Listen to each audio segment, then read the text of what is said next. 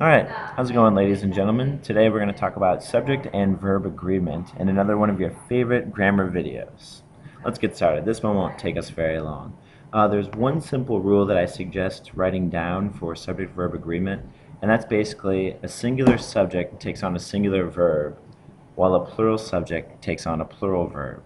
If you understand that rule and know how to check for a singular subject or a plural subject, then the rest of it kind of falls together pretty easily.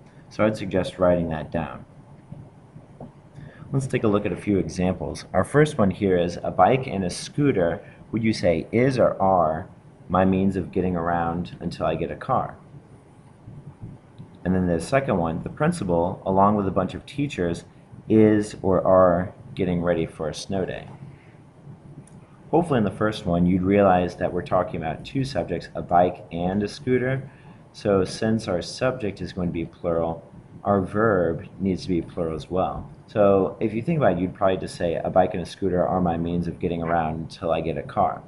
Usually when we say these aloud, we know to match up the right singular verb and singular subject, but sometimes it can be a little tricky, and we have to make sure, especially when we're writing it down, that we use the proper subject-verb agreement. The second one, though, could be a little bit more confusing because we have the principal, and it also says along with a bunch of teachers, but we know that along with a bunch of teachers here is set off by these commas, and we remember from our comma rules that this is unnecessary information or a restrictive clause. So our subject here is still only the principal, not a bunch of teachers as well. So since the principal is singular, we're going to say is. So the principal, along with a bunch of teachers, is getting ready for a snow day. And while it might not sound right when you say it aloud, it does follow our grammatical rules. So make sure when you're searching for your subject to make sure, is it singular or is it plural? And then look around for anything else that might kind of throw you off, like a word you see teachers here that is plural, so you might be more likely to choose are, but you need to stick with the rule and go for the is. So if you see anything in these commas right here, usually that means you're looking at additional information instead of the actual subject. Try and think about who's actually doing the verb here.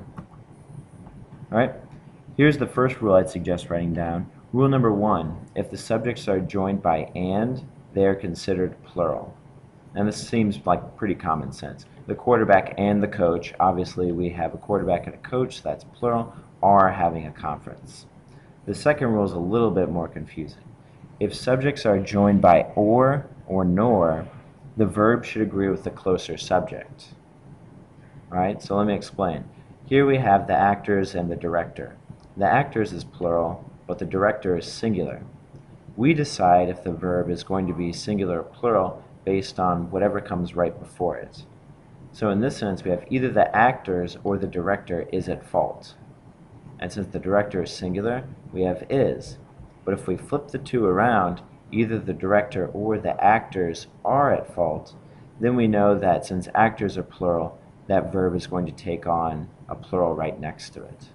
So make sure you write down these two rules, especially number two, because I think that one can be a little bit confusing. All right, here are some words that could end up being a little bit more difficult, where you could think, oh, well, everyone is plural, so it needs to be always a plural verb as well. But if you think about it in a sentence, would you say everyone is going to have a good time or everyone are going to have a good time? And hopefully you realize that even though everyone sounds like plural, it's actually a singular. So here's some words I suggest writing down just because they can be sometimes confusing. Someone, somebody, each, either one, everyone, and anyone. And I think probably the easiest way to remember this is if you look at the end of the words, we have one or body. That is a good clue to tell you that it's going to be a singular word, even though it might look like it's a plural.